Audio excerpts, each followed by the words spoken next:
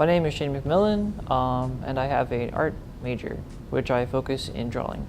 I have been going to Ball State for 4 years. I'll be going for one more, and then I'll be done. I specialize in drawing, but I also do a lot of things with ink. I've done some printing classes, etc. On average, I spend about 6 to 10 hours a week on projects outside of class. Because whenever I'm cramming for like a particular assignment or project, I'll throw in anywhere between 5 and 8 hours in one night, and it'll just be super crazy, but it'll get it done. The studios are kind of fun to be in. They're really wide open rooms. They've got a lot of different things that you can work on, outlets everywhere, so you can plug your computer in, listen to music while you're doing stuff. There's usually a couple people in the rooms besides for just an individual.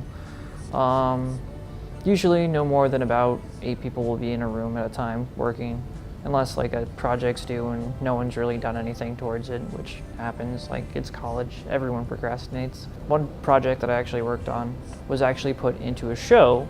I do have a project that I did that's also in my house. I've gotten a couple things out there. I've tried putting them in different competitions and stuff like that, but it's very difficult because it's very competitive.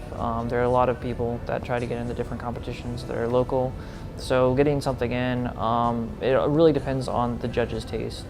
So I applied for the last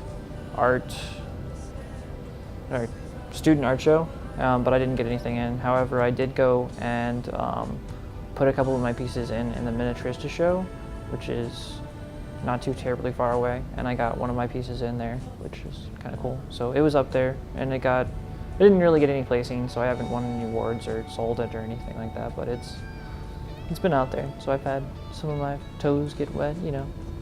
Ideally, I'd like to do some storyboarding for different commercials, or do something with graphic novels, something like that.